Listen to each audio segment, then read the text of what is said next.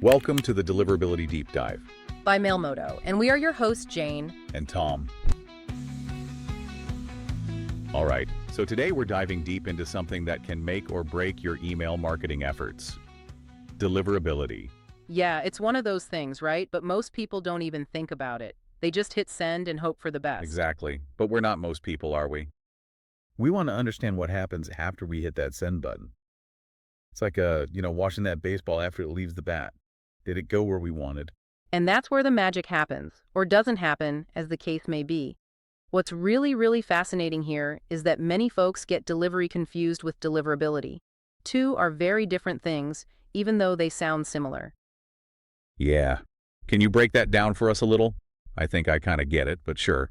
Think of it like, say, a pizza delivery. Delivery simply means the pizza made it to the building, but deliverability means it got to the right apartment, your hungry customer. Same with email. Makes perfect sense.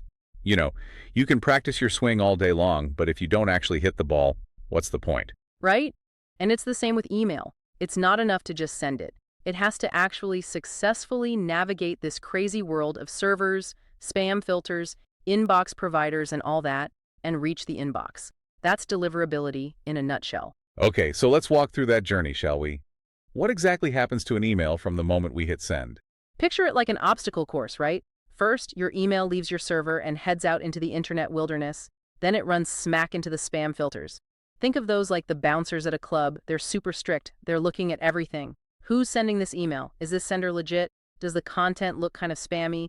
Like those get-rich-quick schemes. Is the domain known for sending junk? They're checking it all. Wow, tough crowd. So if it passes the bouncer test, it's home free, right? Straight to the inbox. Well, not so fast.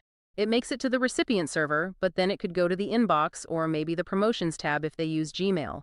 Or worst case scenario, it ends up in the dreaded spam folder. Ooh, yeah, that's the email equivalent of being tossed out of the club. So how do we make sure our emails win over those bouncers and actually make it to the inbox party? How do we win at deliverability? And that's where understanding the difference between delivery and deliverability is so important. Like you said, delivery just means it got to the server. Deliverability means it landed in the inbox, where it can actually be seen and, hopefully read.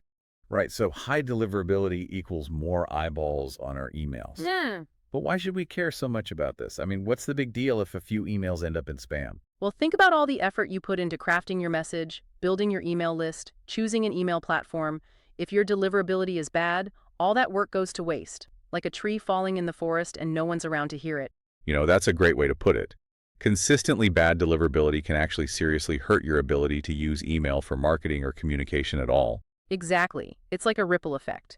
Poor deliverability leads to low open rates, which then leads to poor engagement, which then hurts your sender reputation. And that makes it even harder to reach inboxes in the future. It's a vicious cycle, and you do not want to get caught in it. So, bottom line, what's the one thing you want to make sure our listener remembers about this whole email deliverability thing? Don't just focus on hitting send. Focus on making sure your emails are actually reaching your audience. That's what deliverability is all about, and it's the foundation of any successful email strategy. Kind of makes you think, doesn't it? Like if a message falls into a spam folder and no one's there to read it, does it really make a sound? Huh. Love it. Lots to think about as we craft those next email campaigns, folks. And hey, if you want to go even deeper down the deliverability rabbit hole, so stay tuned, and I will see you in the next episode.